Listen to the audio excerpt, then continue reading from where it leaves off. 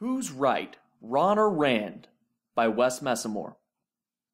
We love them both, but Ron Paul and his son Rand Paul certainly have their differences. In addition to some big differences in style, and I happen to love and appreciate the merits of both their respective styles, the two have a few minor differences in substance as well. One of those areas of disagreement is over the debt ceiling. So who's right, Ron or Rand?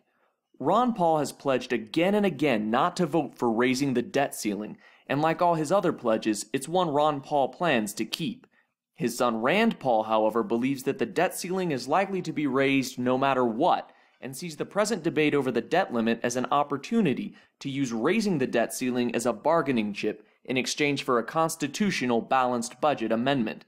But the problem with this approach, and this may be considered heresy by some libertarians, is that a balanced budget amendment is not a very good solution to Washington's perennial fiscal dysfunctions. The problem with the budget is not that it isn't balanced, it's that it's too big. As Ron Paul has argued before, a $4 trillion balanced budget is most certainly worse than a $2 trillion unbalanced budget. He's right. A balanced budget amendment, especially a poorly written one, could actually have the opposite of its intended effect and do irreparable harm to libertarians' efforts to limit spending and curtail the size, role, and influence of the federal government. As Rob Natelson of the 10th Amendment Center recently argued, capping federal spending as a percentage of GDP on a state level has had the effect of creating spending floors, not ceilings.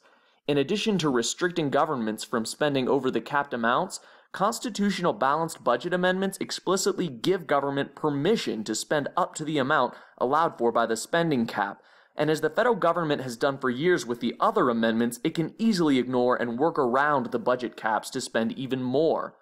As Ron Paul explained in a House floor speech in opposition of the Cut, Cap, and Balance Act, by capping spending at a certain constant percentage of GDP, it allows for federal spending to grow.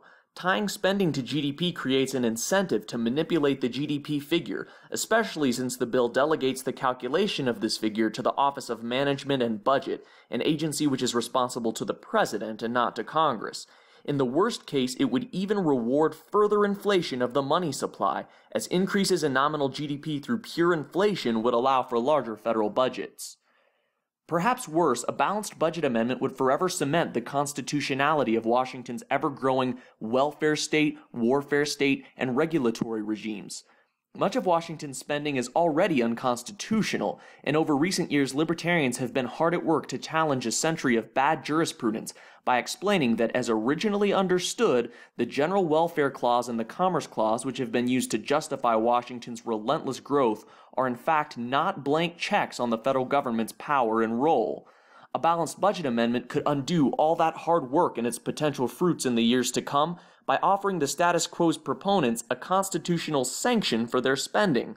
Of course, with a strict and proper interpretation of the amendment and its context within the rest of the Constitution, judges and legal scholars should know better, but such an amendment, like the aforementioned clauses, could very easily end up another thorn in the side of every libertarian, working as a crack in the foundation of our system of law to be exploited by those who want to continue the project of federalizing every aspect of life in our republic.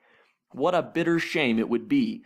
Rand Paul, and no doubt many of his colleagues working for the passage of a balanced budget amendment, have the best intentions in mind, but their solution is unlikely to fix the spending problem in Washington.